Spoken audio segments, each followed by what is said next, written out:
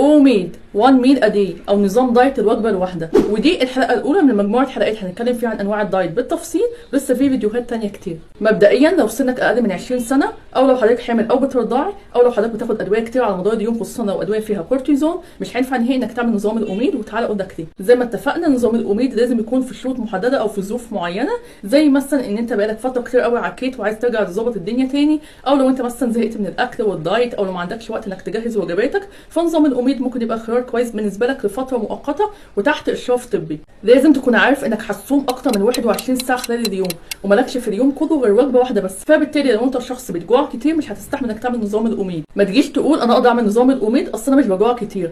اولا لو بتعرفك عن احساس الجوع ان بطنك توجعك من كتر الجوع، الكلام ده مش صح نهائي. الجوع ليه اعراض احنا ممكن ما ناخدش بالنا منها، زي مثلا ان انت ما يكونش عندك قوه انك تعمل اي حاجه، حاسس ان طاقتك مستهلكه، مش قادر تعمل اي مجهود بدني حتى لو بسيط، كمان عندك تشتت ذهني، مش قادر تركز في حاجه. الكلام ده كله معناه ان انت جعان. خلي بالك احنا مش بنلم السعرات اليوم كله في وجبه واحده، ولكن الوجبه دي بتكون عباره عن اكل صحي على قد ما نقدر، بننقي الاكل اللي جسمنا بيكون محتاجه واللي بيوفر لجسمنا العناصر الهامه من الفيتامينز والمعادن. ايه هو احسن وقت للوجبه دي؟ افضل وقت للوجبه دي هو الوقت اللي انت فيه ما بتكونش متوتر ومش تحت ضغط نفسي، وبلاش يكون الصبح بدري، لان في الظروف دي كلها بيكون مستوى الكورتيزون عالي. ايه هي مكونات الوجبه دي؟ خليك عارف ان الوجبه دي بتكون عباره عن كيتو او لو كارب، وطبعا بتكون فيها كل المجموعات الغذائيه اللي احنا محتاجينها من كارب وبروتين ودهون صحيه، ولكن بنسب معينه وبترتيب معين بناكل مكونات الوجبه دي. يعني ايه الكلام ده؟ يعني مثلا احنا بنكسر صيامنا على ميه وتمر كانك صايم صيام رمضان بالظبط، وبعد كده بتدخل على الجزء بتاع البروتين في الوجبه دي، ولان البروتين مهم جدا علشان تصنيع الانزيمز والهرمونات في جسمنا، كمان ضروري عشان الوظائف الحيويه، كمان ليه ثيرموجينيك افكت. الحاجات دي كلها بتخلي البروتين عنصر اساسي في الوجبه دي، بيمثل من 30 ل 50% من مكونات الوجبه. خلصنا البروتين خلاص، بندخل على طبق السلطه. اللي يفضل انه يحتوي على دهون صحيه زي المكسرات والزيوت زي زيت الزيتون، كمان بيحتوي على بذور صحيه زي بذور الكتان او بذور الشيا. بعد ما بتخلص طبق السلطه بتدخل على الخضار، وبعد الخضار بندخل على الكارب بتاعنا اللي بيكون هاي كواليتي اند كلين كارب. الكارب بتاعنا بيكون من الكارب الصحي، الكارب المعقد زي البليله، الشوفان، البرغل، الفريك، وده بيكون من 5 ل 20% من مكونات الوجبه دي. حاول على قد ما تقدر تقلل النشويات في الوجبه دي، وده عشان تحافظ على مستوى الانسولين وسكر الدم عندك، كمان عشان تحفز الجسم انه يبدا يحرق في الدهون المتراكمه فيه. باقي سعرات الوجبه بتكون عباره عن الدهون الصحيه زي المكسرات، الافوكاتو، والزيوت زي زيت الزيتون او زيت جوز الهند. وطبعا خلال وقت تناول الوجبه دي بيكون مسموح لك بالمشروبات الصحيه زي شاي الاعشاب او القهوه، بس طبعا بدون سكر. eat until you're full not starve. معناه ايه الكلام ده؟ معناه ان في نظام الاوميد بتاكل لحد ما تشبع، مش على حسب شهيتك. امتى بنلجأ لنظام الاوميد؟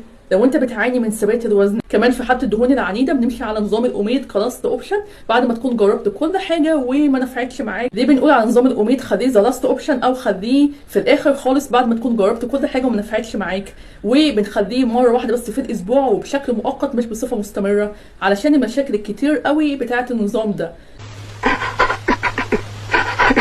اول حاجه يستحيل تكون اخدت كل السعرات اللي جسمك محتاجها في وجبه واحده، وبالتالي ده هيدخل الجسم في مرحله ستارفيشن او تجويع. والجسم بيعمل ايه لما بيدخل في مرحله تجويع؟ بيبدا انه يكسر في العضلات بتاعته، وده طبعا كارثه. ده هيخلي ما عندكش طاقه انك تعمل اي حاجه، ده غير كمان انه هيوقع معدل الحرق بتاعك. وطبعا بيحصل مشاكل صحيه كتير قوي بسبب نقص الفيتامينز والمينرالز اللي الجسم محتاجها، وده هيخليك محتاج انك تاخد مكملات غذائيه بتحتوي على العناصر دي. كمان نظام الاوميد ممكن يعمل لخبطه في الهرمونات خصوصا عند السيدات، بسبب انك بتخسر عضل كتير. هتبص هتلاقي انه من الصعب انك ترجع تخس تاني، ده غير ان هيبقى عندك هبوط معظم الوقت. ولما توقف نظام الاوميد وترجع تاكل تاني بسبب الحرمان من الاكل خلال نظام الاوميد، هتلاقي نفسك بقى عندك نهم وشراهه للاكل عاليه جدا. من الاخر نظام الاوميد هو احد انظمه الصيام المتقطع، او بمعنى اصح هو شكل متطرف من الصيام المتقطع. الصيام المتقطع احسن من الاوميد بكتير. كفايه انك في الصيام المتقطع بتصوم عدد ساعات معقوله ما بيعديش ال 16 ساعه مثلا، قدامك فتره كويسه انك تقسم الاكل بتاعك على وجبتين وسناك كمان، وانك تاخد فيه كل السعرات اللي جسمك محتاجها بشكل سليم. اي حاجه مهما يكون ليها عيوب كتير اكيد ليها مميزات. بالنسبه بقى لمميزات نظام الاوميد، فهو هيساعدنا على حرق الدهون العنيده والمتراكمه،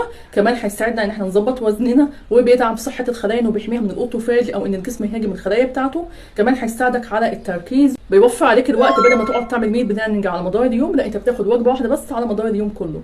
زي ما اتفقنا بما اننا بناخد وجبه واحده بس، يبقى نختار مكوناتها بعنايه، نهتم اكتر بالاكل اللي قيمته الغذائيه عاليه ويوفر لجسمنا العناصر اللي محتاجها، وبعد نهائي عن الامتي فود او الاكل بيكون سعرات على الفاضي بدون اي قيمه غذائيه. قبل ما تفكر تمشي على اي نوع دايت لازم الاول تحدد هدفك من الدايت ده. يعني مثلا لو عايز تخس دهون، نظام الاوميد ممكن يساعدك. لو انت شخص اصلا نحيل وعايز تبني كتله عضليه فبلاش نظام الأميد. ما تنساش تتابع حالتك الصحيه وحاله جسمك اثناء الأميد فاستنج او صيام الأميد. كمان لو ظهرت عليك اي مضاعفات وقف صيام الأميد فورا وارجع للدكتور بيتابع حالتك. قول لي بقى بعد حلقه النهارده هل ممكن تفكر تمشي على نظام الأميد، وتحبوا الحلقه الجايه نتكلم عن انهي نظام. واشوفكم في حلقه جديده. باي باي.